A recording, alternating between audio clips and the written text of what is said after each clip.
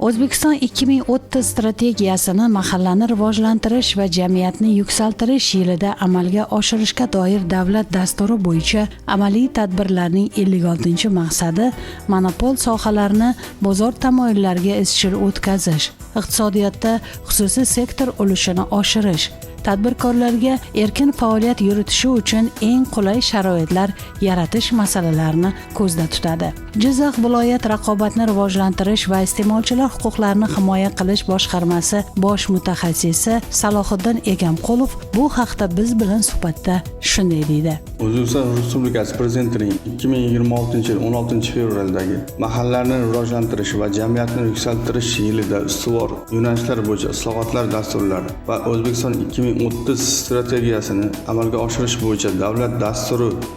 to'g'risidagi PP22-sonli farmoni bilan tasdiqlangan O'zbekiston 2030 strategiyasini mahallalarni rivojlantirish va jamiyatni yuksaltirish yilida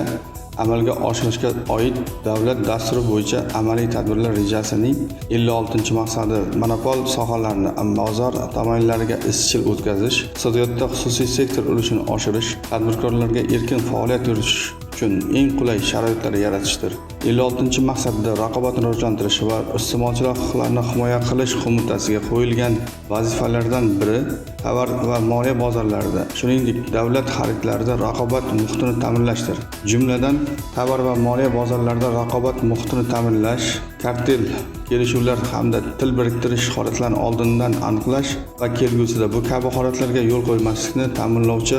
xavf indikatorlarini ishlab chiqish amaliyotini tatbiq qilish, davlat xaridlarida oferta va e'lonlardagi raqobatga zid holatlarni oldindan aniqlash va bunga yo'l qo'ymaslikni ta'minlovchi amaliy chora-tadbirlarni ishlab chiqib, amaliyotga joriy etish. Davlat xaridlarida raqobatga zid holatlar haqidagi ma'lumotlarni tahlil qilish va shubhali holatlar aniqlanganda bu haqda tegishli davlat buyurtmasiga hamda nazorat organlariga avtomatik xabarni noma yuborishni yo'lga qo'yish.